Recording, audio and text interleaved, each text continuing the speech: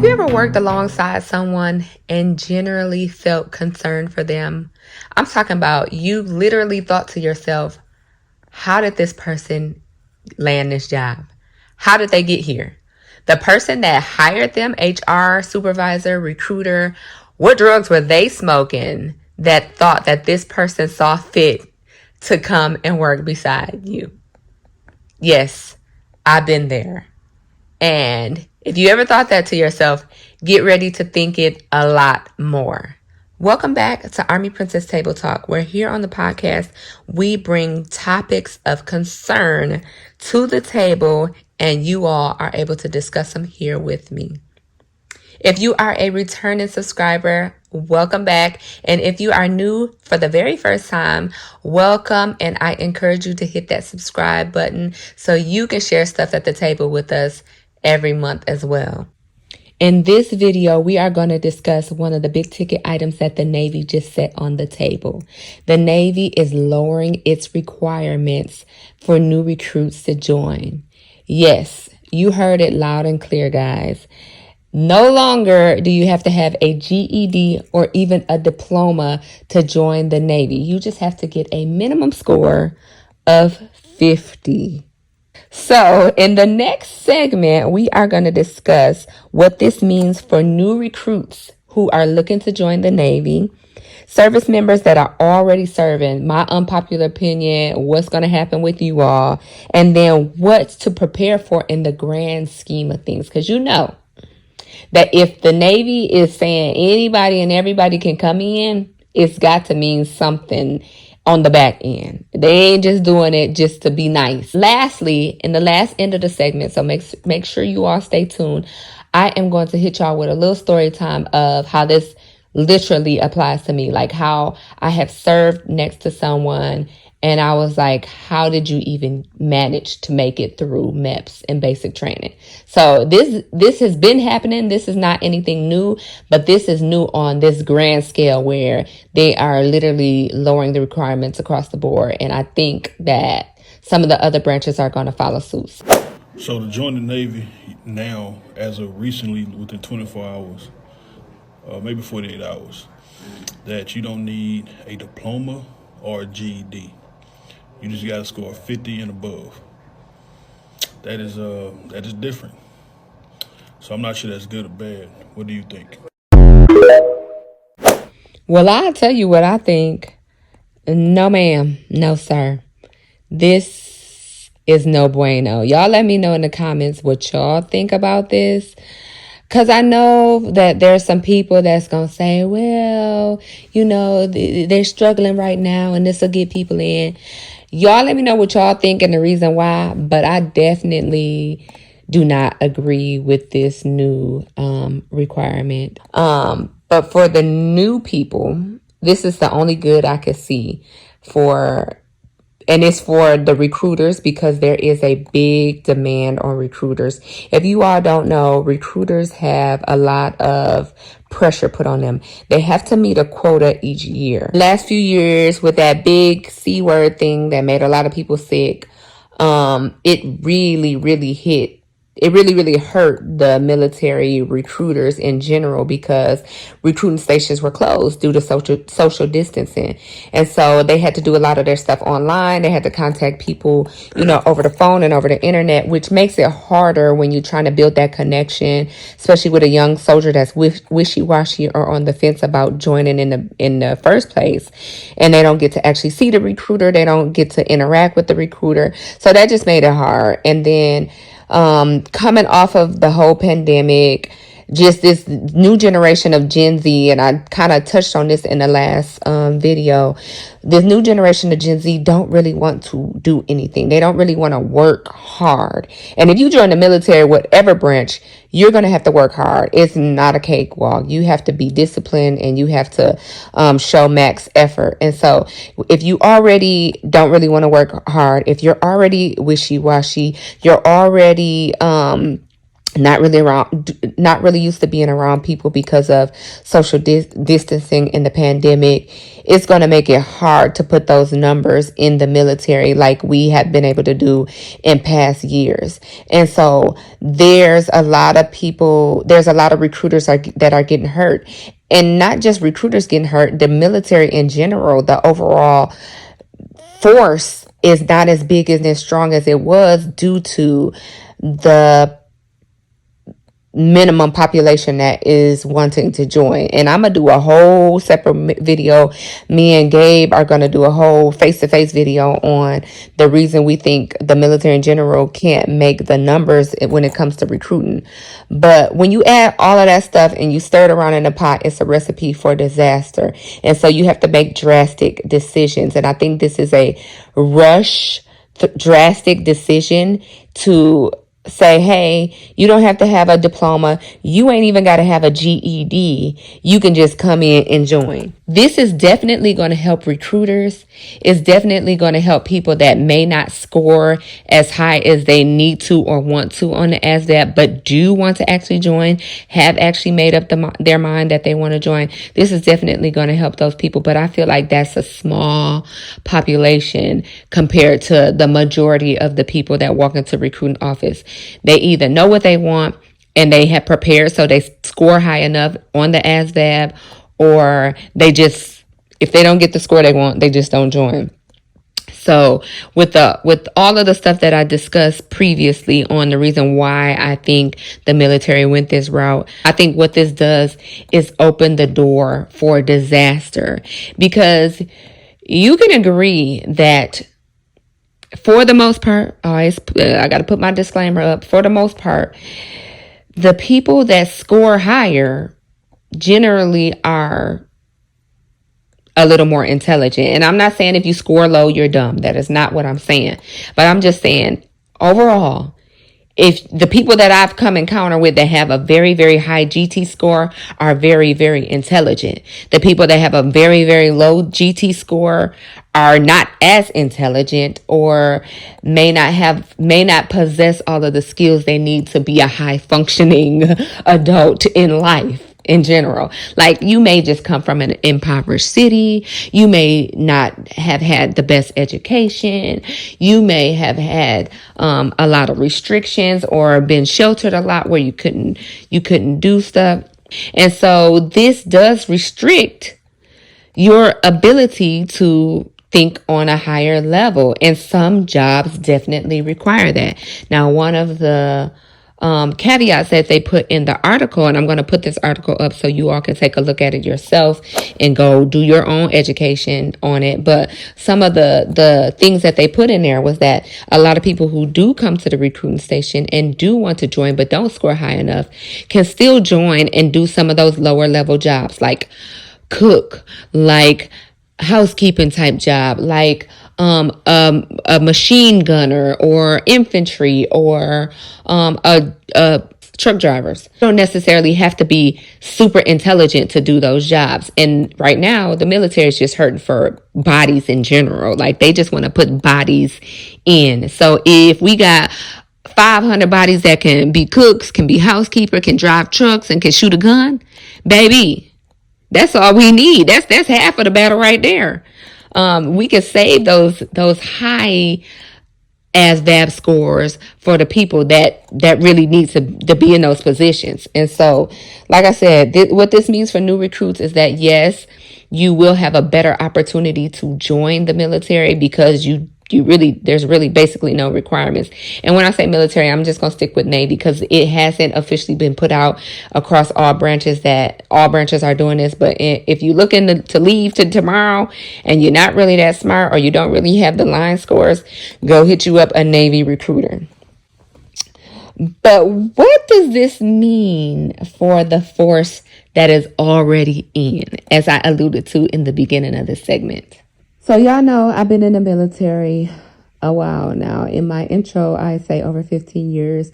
But actually, this past January 2024, which was my Armyversary, I just hit 17 years, y'all. 17 years in the U.S. Army. It doesn't seem like 17 at all. It literally seems like, I say maybe 8, 9, 10-ish on the back end, on the long end. But it's definitely been 17, and your girl is counting down the clock until I get to 20, because I'm doing my 20, and then I'm going home to the house, to Fort Couch. But in my 17 years of being in the Army, I have seen a lot of things. I definitely haven't seen everything. I know that there's probably so much more that I have been blessed not to experience in my military career, the bad and the ugly, but I've seen a lot of things, and I have worked alongside some people that are very questionable.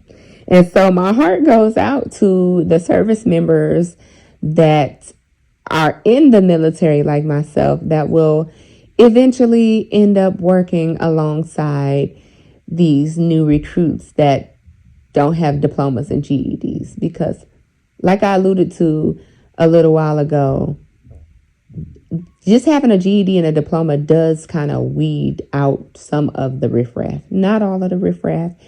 We see in social media all the time all of the craziness that goes on within the military. You know, U.S. Army, WTF, what the fuck, is one of those sites that puts a lot of the stuff in the spotlight. But I just feel like with these dangerously low requirements, it is going to open up the floodgates for anybody and everybody to join our ranks. And although we are hurting to make numbers and get people in the recruiting station and in the military, although it could be that we may be going to war in the next near future, I think there should still be a level of gatekeeping, if you will, that is going to weed out some of the people that we just don't need to be working alongside of.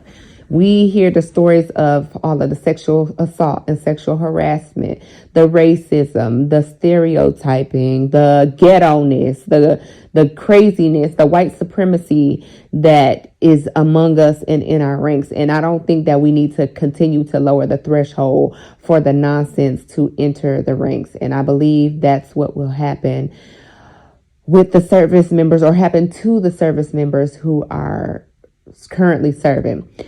And then you add another layer of the Gen Z population.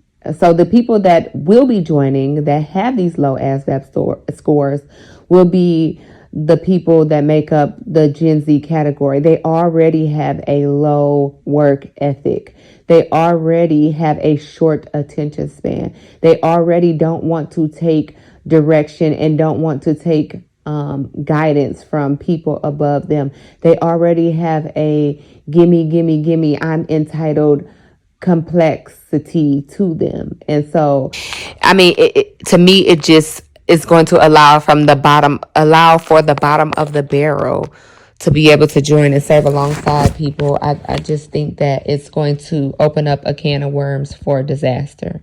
That's just me, in my unpopular opinion. I always say y'all can feel free to drag me in the comments.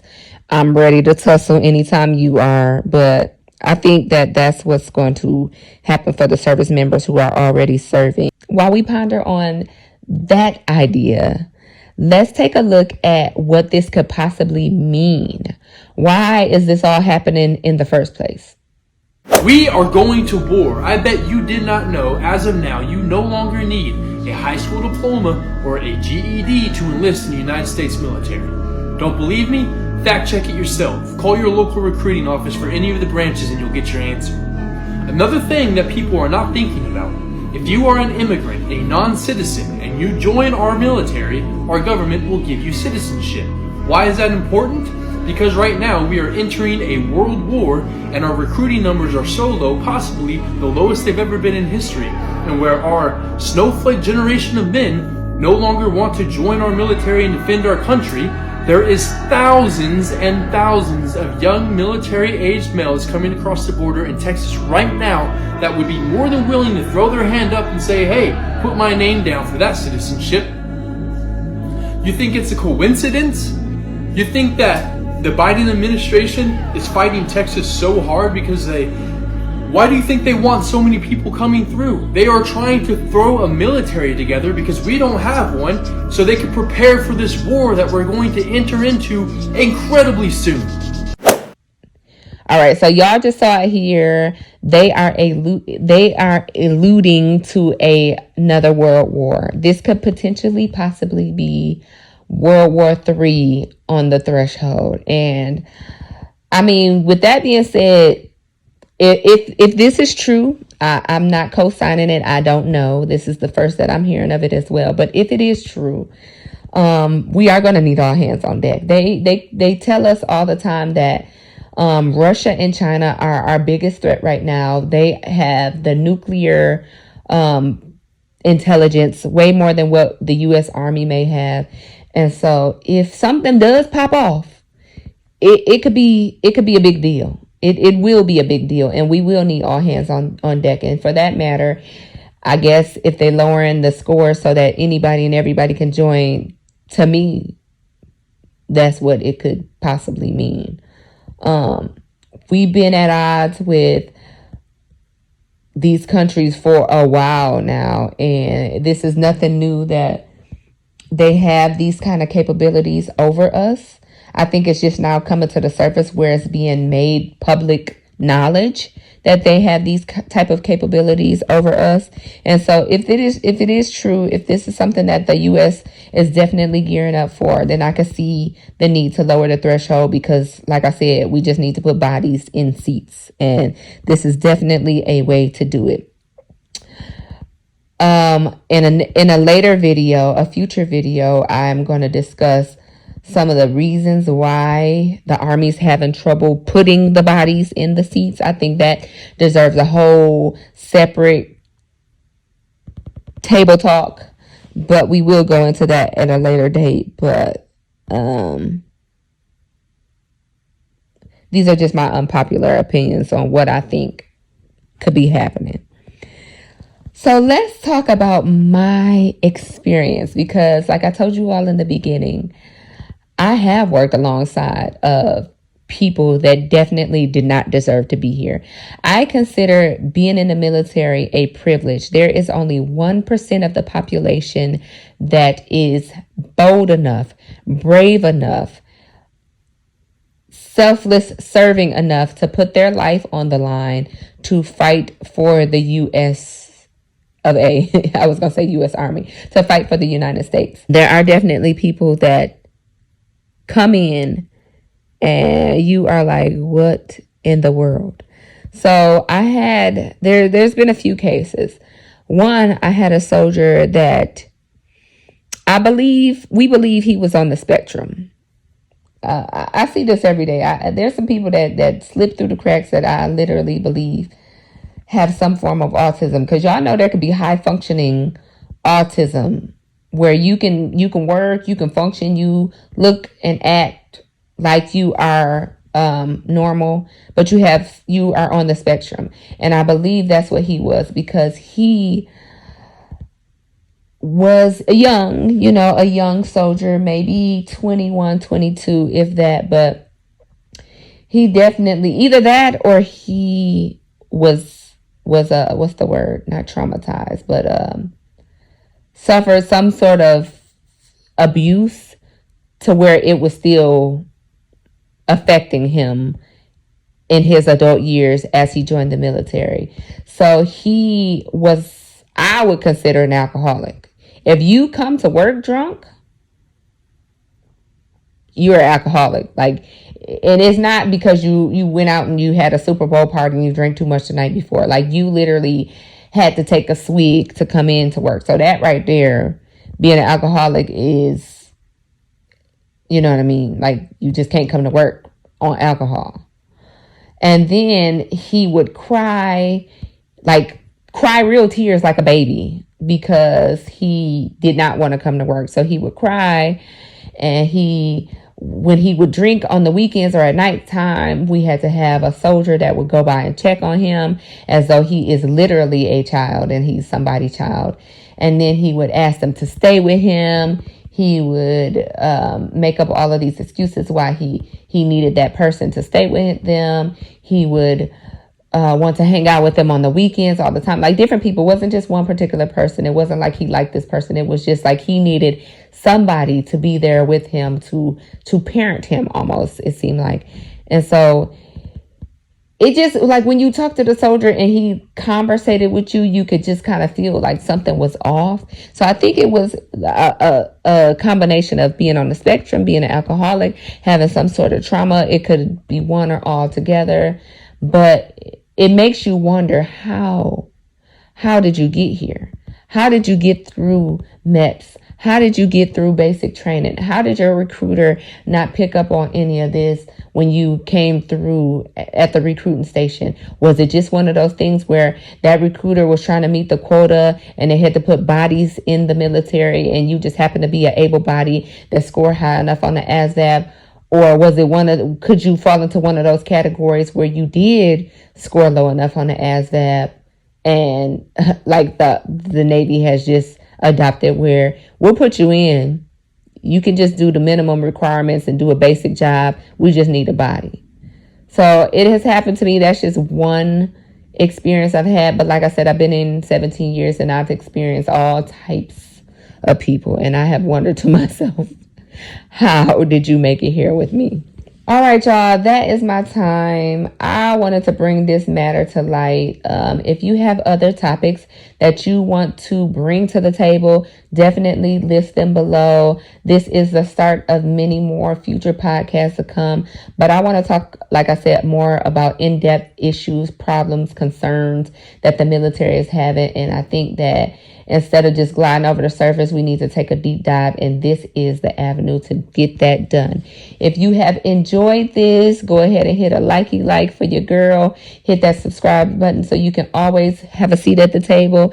And until the next time, I'll see y'all in the next one. Bye.